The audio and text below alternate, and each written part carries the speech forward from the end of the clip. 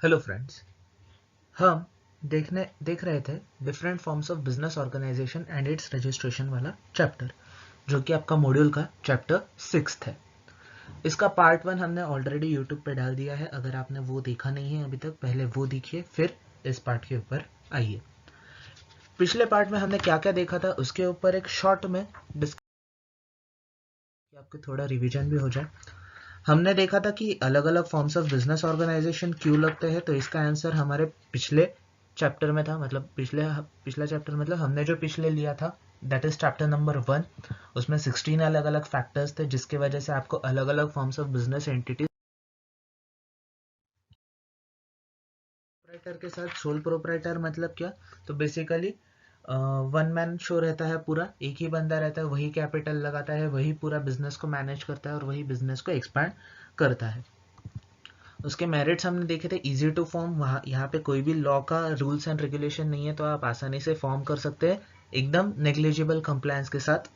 फिर better control, आप अकेले ही डिसीजन मेकर हो तो आप आसानी से कोई भी डिसीजन ले सकते हो, तुरंत ले सकते हो। Sole beneficiary of profit, direct effort to reward relation यहाँ पे रहता है। आप जितनी मेहनत करोगे आपको पूरा का पूरा प्रॉफिट उसका मिलेगा। फिर स्मॉल स्केल ऑपरेशन के बेनिफिट्स में क्या देखा था, तो ज़्यादा कुछ टेक्निकलिटी की ये बिजनेस में रिक्वायरमेंट नहीं रहती, तो फैमिली मेंबर्स भी बिजनेस के साथ इन्वॉल्व हो सकते हैं और गवर्नमेंट भी समय समय पे छोटे बिजनेस ओनर्स के लिए कुछ ना कुछ स्कीम्स निकालता है। इनएक्सपेंसिव, खर्चा नहीं रहता क्योंकि सोल प्रोप्राइटर ही खुद पूरी मैनेजमेंट करता है। लिमिटेशंस में देखा था कि मैनेजमेंट स्किल्स में लिमिटेशंस आ सकते हैं कि एक ही बंदा आखिर मैनेज कर करके कितना मैनेज करेगा, कहीं ना कहीं जाके उसका नॉलेज कम पड़ सकता है। तो अगर उसका बिजनेस थोड़ा ग्रोथ करने लग जाए, बढ़ने लग जाए, तो उसकी स्किल्स का लिमिटेशन आ सकता है। लिमिटेशन ऑफ रिसोर्सेस, इसका मतलब हमने देखा था कि एक बंदा ला ला के कितना फंड लाएगा।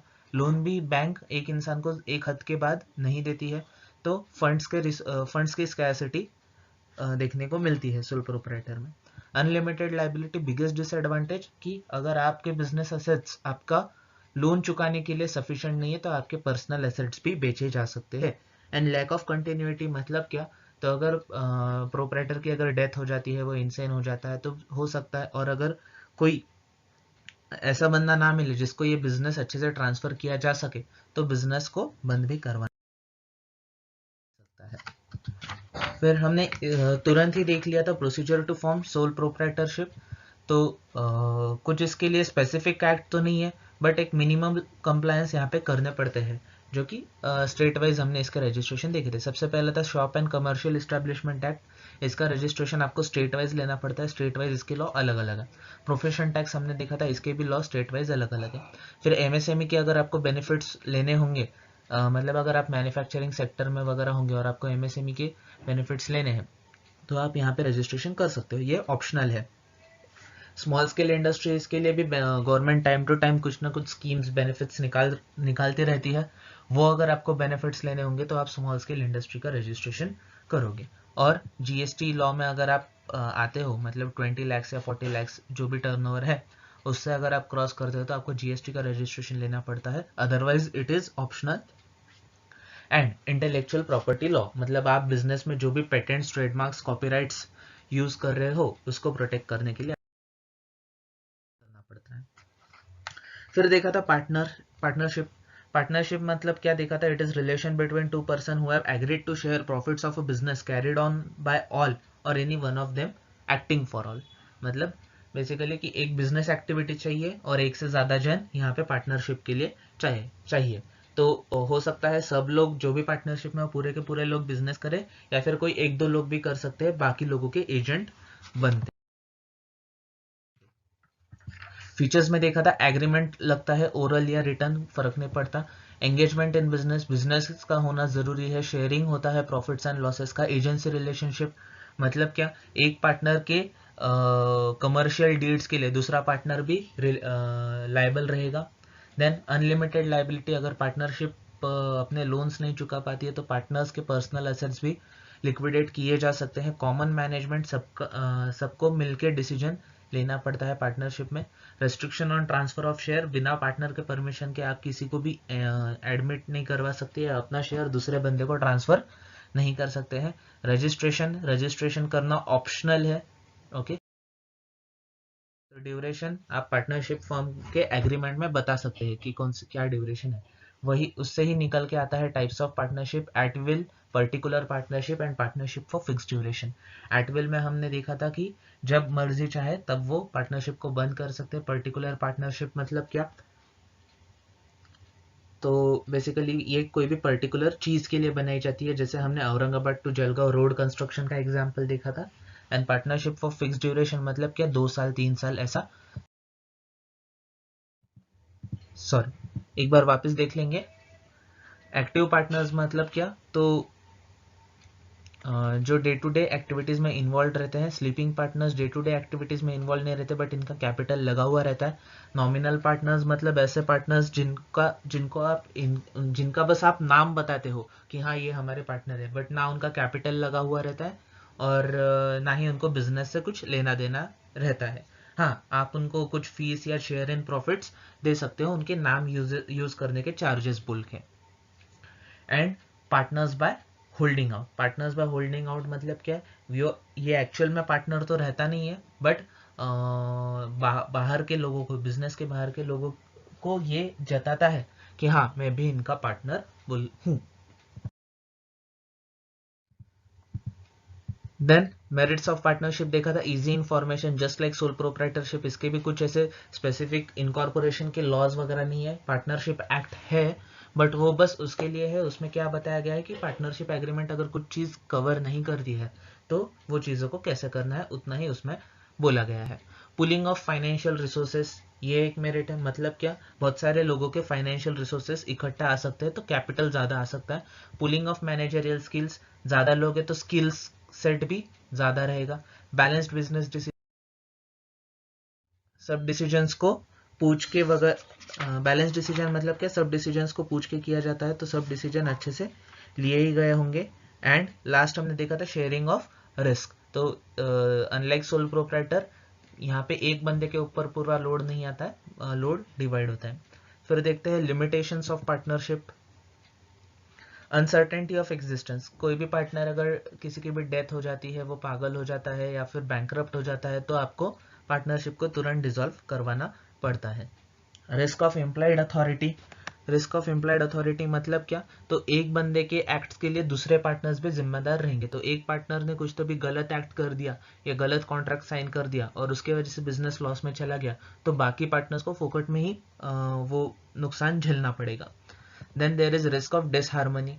ठीक है, हमने देखा था कि पूरे जो भी मैनेजरियल डिसीजन है वो सब पार्टनर्स को कंसल्ट करके लिए जाते हैं, बट अगर कोई अपोज कर रहा होगा तो वहां पे झगड़े होने के चांसेस है। शेयर्स आप आसानी से विड्रॉ नहीं कर सकते विदाउट परमिशन।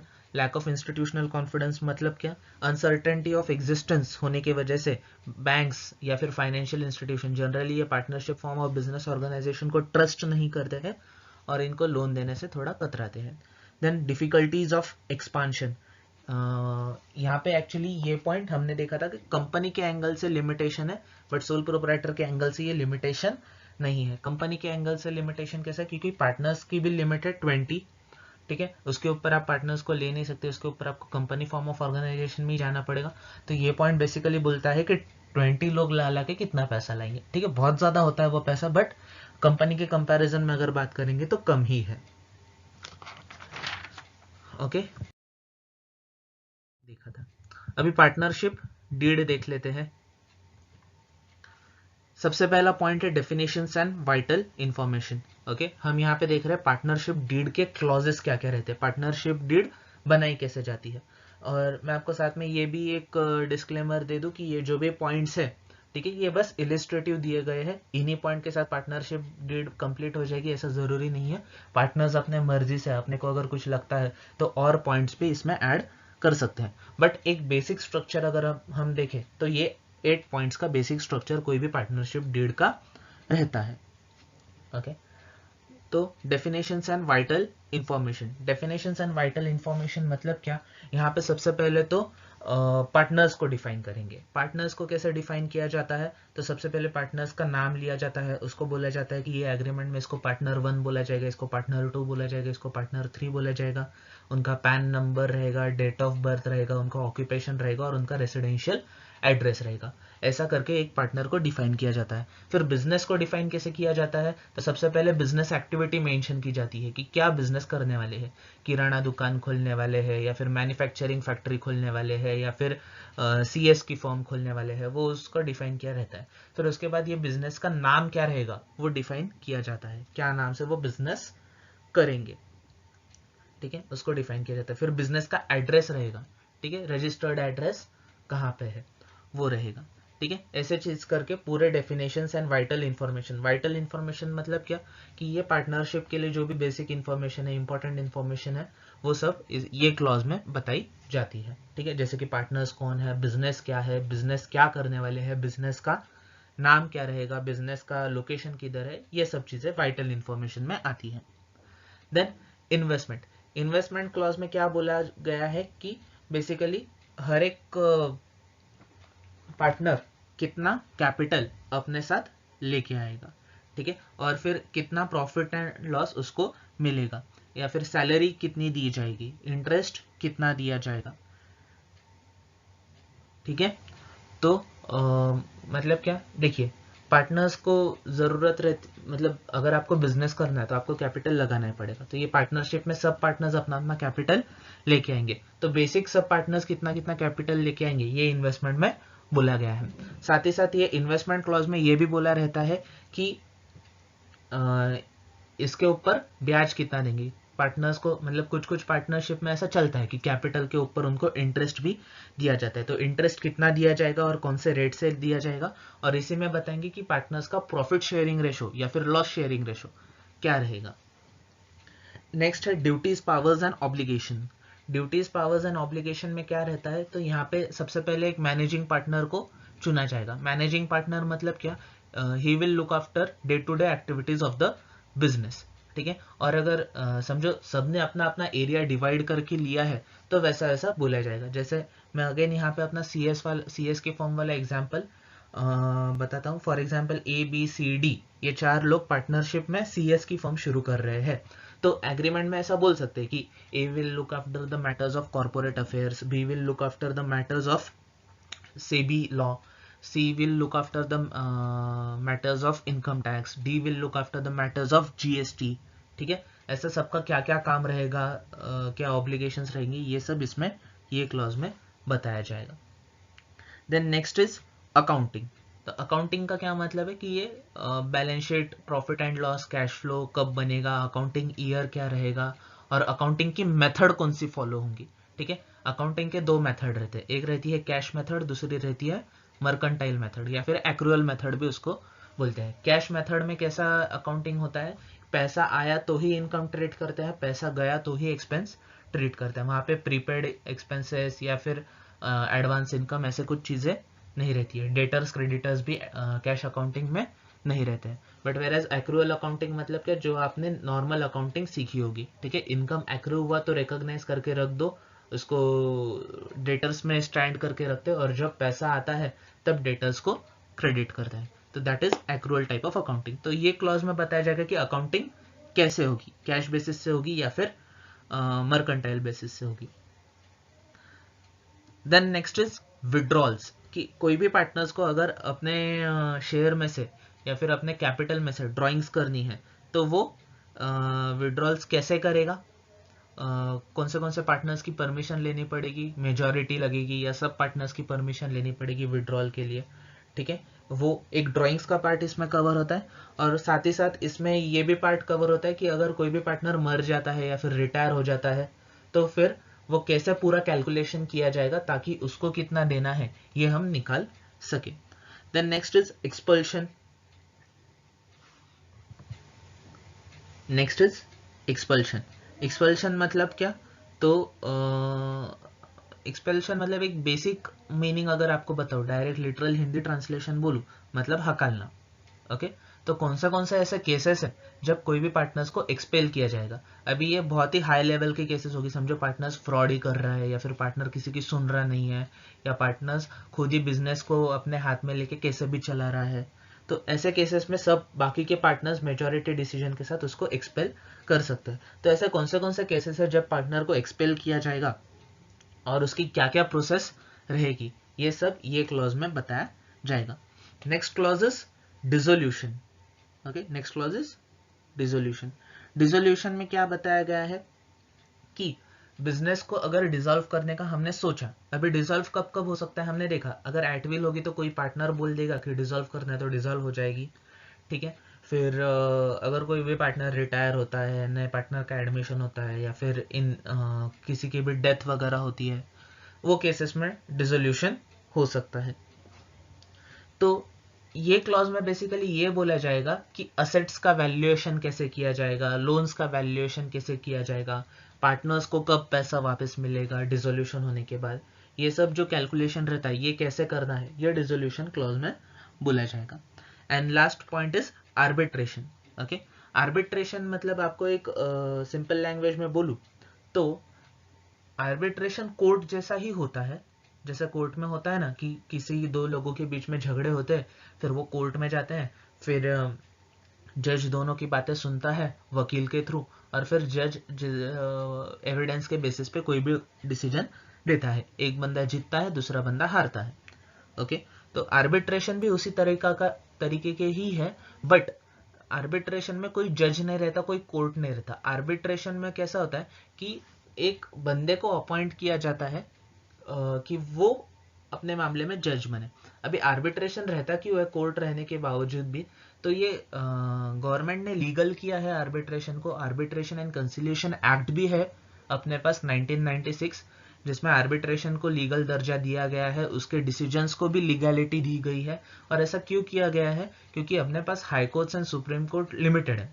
ओके, तो वहां पे केसेस का सिलसिला बहुत बढ़ रहा था और जजेस के ऊपर भी बहुत लोड हो रहा था केसेस का। तो इसके लिए आर्बिट्रेशन एक अलग लॉ बनाया गया, जिसके अंडर जो भी दो लोगों के बीच में झगड़े होते हैं तो वो आपस में किस डिसाइड करके कोई तीसरे बंदे को, न्यूट्रल बंदे को आर्बिट्रेटर अपॉइंट करके उसको एज अ जज कंसिडर करके उसके सामने अपने जो भी प्रॉब्लम्स है वो डिस्कस करेंगे, और फिर वो आर्बिट्रेटर जो है वो लाइक जज ही एक बंदे को विनर घोषित करेगा, एक बंदे को लूजर घोषित करेगा, मतलब किसका बराबर है किसका गलत है बेसिकली वो बताएगा। तो पार्टनरशिप में भी रिस्क ऑफ डिसहार्मनी अपन ने देखा था, तो पार्टनरशिप में झगड़े होने के चांसेस है। तो अगर झगड़े होते हैं तो आर्बिट्रेटर कौन अपॉइंट होगा, कैसे अपॉइंट होगा, ये सब चीजें आप ये क्लॉज में बोल सकते हो। अभी आर्बिट्रेशन का फायदा क्या है, तो आर्बिट्रेशन में आपको लीगल कॉस्ट ज्यादा कुछ भी नहीं लगती, बट अगर आप कोर्ट में जाते हो तो वहां पे फाइलिंग की फीस लगती है, फिर वकील को फीस देनी पड़ती है, तो बहुत सारी कॉस्ट वहां पे बढ़ जाती है। बट पार्टनरशिप में अगर आप आर्बिट्रेशन का क्लॉज डालोगे और आर्बिट्रेटर को अपॉइंट करके अपना झगड़ा सॉल्व कर लोगे आपस में, तो आपकी कॉस्ट भी कम लगेगी और झगड़े का सॉल्यूशन भी निकल आएगा। ओके, तो इसके अलावा पार्टनरशिप इनकॉर्पोरेट करने के लिए वही कंप्लायंसेस है जो हमने सोल प्रोप्राइटर में देखे थे, जैसे कि जीएसटी रजिस्ट्रेशन लेना पड़ेगा, पेटेंट ट्रेडमार्क का रजिस्ट्रेशन लेना पड़ेगा, अगर आप मैन्युफैक्चरिंग हो तो स्मॉल स्केल से इंडस्ट्रीज का रजिस्ट्रेशन लेना पड़ेगा, शॉप एक्ट आपको निकालना पड़ेगा, ठीक है। तो इसके अलावा आपको पार्टनरशिप डीड रिटर्न में लगेगी। आरओएफ का अगर आपको रजिस्ट्रेशन करना है, फर्म का अगर आपको रजिस्ट्रेशन करना ही है, वो तो ऑप्शनल बोला गया है, बट अगर आपको करना है तो वो स्टेट वाइज उसकी प्रोसीजर अलग अलग होती है।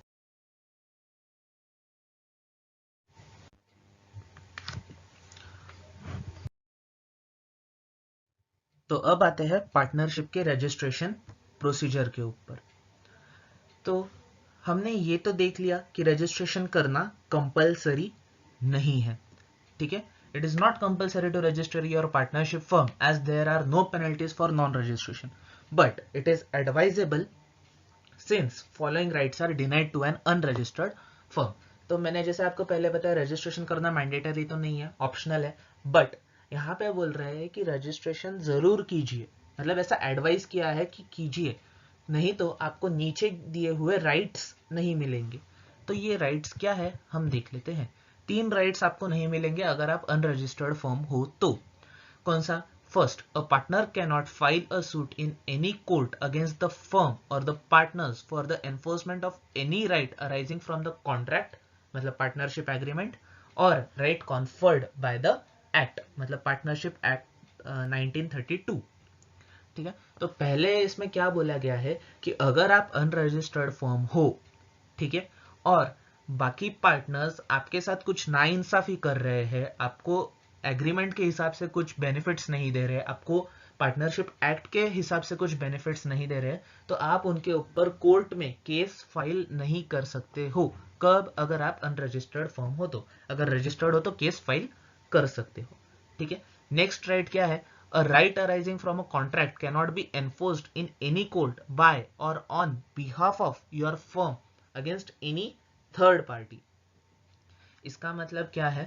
तो अगर पार्टनरशिप एक्ट के हिसाब से या फिर कॉन्ट्रैक्ट के हिसाब से पार्टनरशिप फर्म को, पार्टनर्स को थर्ड पार्टी के अगेंस्ट कुछ राइट मिल रहा है, या मतलब बेसिकली थर्ड पार्टी ने इनके साथ कॉन्ट्रैक्ट किया और उसका पालन नहीं किया, उन्होंने इनके साथ नाइंसाफी की, तो ये थर्ड पार्टी के अगेंस्ट केस फाइल नहीं कर सकते. Further, the firm or any of its partner can not claim a set off or other proceedings in a dispute with third party. समझो थर्ड पार्टी ने इनके ऊपर केस किया, ठीक है, और इनको ऐसा करना है कि चलो अभी हमको कोर्ट में नहीं जाना है, हमको मामला यहीं पे रफा दफा करना है, तो यहाँ पे आप सेट ऑफ भी नहीं कर सकते हो. तो मतलब क्या? 3 राइट्स आपको नहीं मिलेंगे अगर आप अनरजिस्टर्ड पार्टनर हो तो. एक, पार्टनर दूसरे पार्टनर्स के ऊपर या पार्टनरशिप फर्म के ऊपर केस फाइल नहीं कर सकता अगर उसको राइट से डिप्राइव किया गया तो. दूसरा, पार्टनरशिप फर्म या सब पार्टनर्स किसी थर्ड पार्टी के ऊपर केस फाइल नहीं कर सकते अगर थर्ड पार्टी उनका सुन रही नहीं होगी तो. एंड अगर थर्ड पार्टी ने पार्टनरशिप के ऊपर केस फाइल किया और इनको अभी सेट ऑफ क्लेम करना है, सेट ऑफ मतलब केस को वहीं पे रफा दफा कर देना है, तो ये भी वो नहीं कर सकते. एक बार उन्होंने, थर्ड पार्टी ने इनको कोर्ट में खींच लिया तो इनको कोर्ट का फैसला भी सुनना पड़ेगा, कोर्ट में इनको पेनल्टी वगैरह भी लग सकती है. ठीक है, तो रजिस्ट्रेशन करना जरूरी नहीं है, बट अगर नहीं करते हो तो ये 3 राइट्स आपको नहीं मिलेंगे, जो कि बहुत इंपॉर्टेंट है अगर कुछ भी नेगेटिव सिचुएशन क्रिएट होती है तो. इसके लिए बोला जाता है कि रजिस्ट्रेशन करना एडवाइजेबल है. अभी देखते हैं कि रजिस्ट्रेशन की प्रोसीजर क्या है.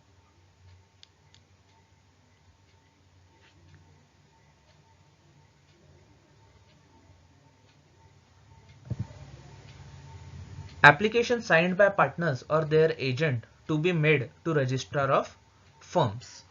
ठीक है, एक एप्लीकेशन रहेगा फर्म रजिस्ट्रेशन का जो कि अभी ऑनलाइन है. ठीक है, वो आपको फर्म के पास सबमिट करना है. That is in form 1. अभी फॉर्म में क्या क्या होना चाहिए तो देखिए, name of the firm. Okay, name of the firm मतलब क्या, आप बिजनेस किस नाम से करने वाले हो. फिर name of place of business, मतलब आपको बेसिकली आपका एड्रेस. फिर आपका एड्रेस मतलब पार्टनर्स का एड्रेस नहीं, बिजनेस का एड्रेस, बिजनेस का ऑफिस कहाँ पे है उसका address. Names of alternative places of business, मतलब अगर आपके ब्रांच ऑफिसेस होंगे तो वो. फिर date of partners joining the firm, कौन से पार्टनर ने फर्म को कब ज्वाइन किया है वो. Full name and address of the partners, partners का पूरा नाम और उनका आता पता. And duration of the firm. ठीक है, अगर ड्यूरेशन आपका फिक्स्ड नहीं है तो आप यहाँ पे एट विल. ठीक है, आगे following documents to be submitted. Application form 1 submit करना है, ये तो हमने देख लिया. एप्लीकेशन में क्या क्या मेंशन करना पड़ता है वो भी हमने देख लिया.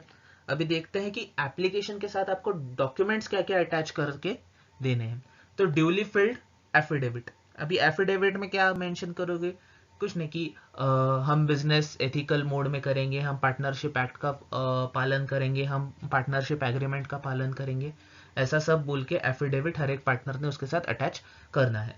Then certified copy of partnership deed. Partnership deed क्या रहती है और उसके कंटेंट्स क्या क्या रहते हैं हमने पीछे देखा, तो वो पार्टनरशिप डीड आपको उस हिसाब से बनानी है और उसकी सर्टिफाइड कॉपी यहाँ पे अटैच करनी है. सर्टिफाइड कॉपी मतलब क्या, तो जो भी पार्टनरशिप डीड बनेगी वो आइदर आपको एडवोकेट से या फिर मतलब एडवोकेट से ही जनरली अटेस्ट करके लेनी पड़ेगी. और सर्टिफाई करना पड़ेगा कि this is the true copy.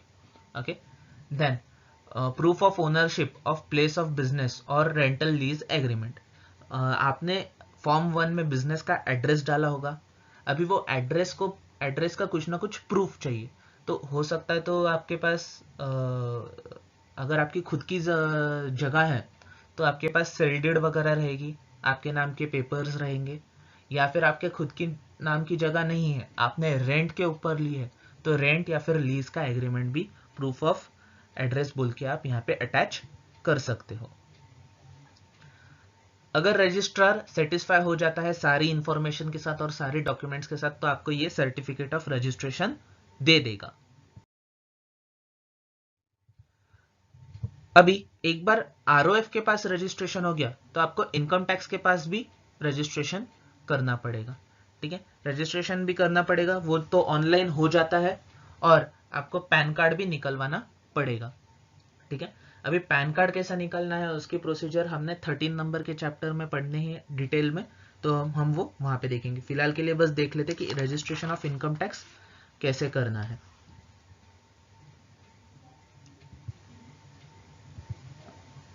तो सबसे पहला स्टेप, आरओएफ के रजिस्ट्रेशन के बाद आपको पैन कार्ड निकलवाना है। पैन कार्ड निकाल के आपको इनकम टैक्स के वेबसाइट पे जाना है। वहां पे कुछ नहीं, आपको बेसिक डिटेल्स पूछेगा अगेन कि एड्रेस क्या क्या है, पार्टनर्स कौन है, मैनेजिंग पार्टनर कौन है, एंड वैसा बेसिक वाला आपको वो सब डालना है। फिर आपका रजिस्ट्रेशन वहां पे सक्सेसफुल हो जाएगा।